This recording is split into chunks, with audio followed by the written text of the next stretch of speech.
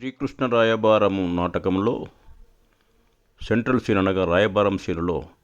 కర్ణ పాత్రను పోషించి నేను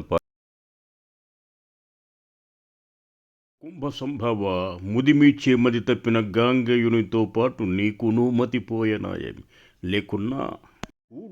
గుడ్డ సంగి బ్రోచు విభుని ఒక్కండెబడో వచ్చి దూరాడం చూచుచు ఊరకుండుటకు ద్రోణాచార్యుడో భీష్ముడో కాడి కర్ణుడు లోన నుండు భయునొక్కండు హలేకుండా ఈ యోడన్ ప్రాణములైన వీడుటకు వీడున్నాడు సిద్ధంబుగన్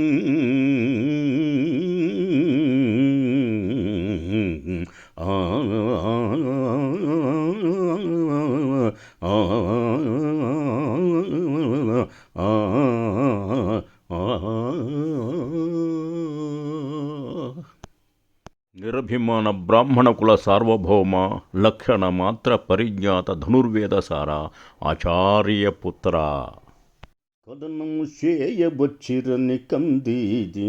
ముకుందుని మాట చొప్పునన్ బెదరి సుయోధనుండు తన బీరము నీరము పాలు చేసిన బెదరగ సూతనందనుడు వేదురు కాడు చతుస్సముద్రముల్ సదరము కల్గు ఈ పుడమి ఛాత్రమశూన్యము చేయకుండగన్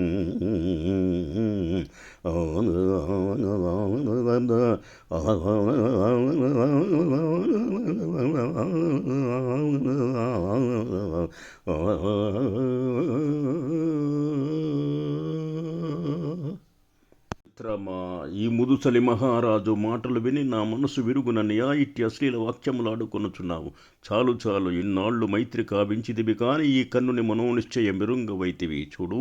అరుణమ సప్తగం ఒకటి ధర కుంగిన మిన్ను వంగిన స్వర్ణగిరీంద్రమున్ పగులు వారిన లోకము తెల్లవారిన పూర్ణ దయా సహాయుడై పోరికి వచ్చి పురారి అల్గినం కర్ణుని మేన ఈ కర్ణుని మేన ప్రాణములు కలిగిన పార్థుల చాముత పూనే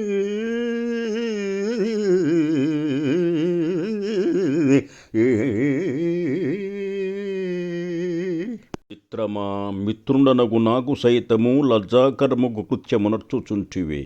బ్రాహ్మణుండని కాని గురువని కాని నమస్కరింతువుగాక, అంత్యకానికిన్ తోడ్పడు మంచు పారునొకనిన్ ప్రార్థింపగా వచ్చునే కనకక్ష్మాధర ధీర రానిసువు సంగ్రామాంగణం బంధుని అనుగున్ కర్ణుడు చచ్చనే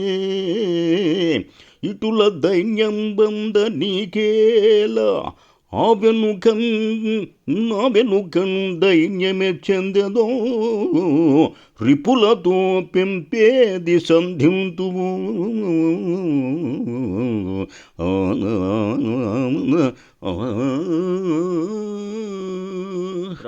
ఇట్టివారు పరిత్యజించిననేమి పరిగ్రహించిననేమి.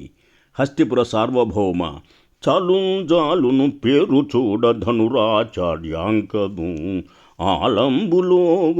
ఏ లోపంబు ఘటించిన చెడు కదా ఈ పెద్ద పేరంచు ఇట్లా ఆలోచించనెపంబు సాంగర పరిత్యాగంబు కావింపగ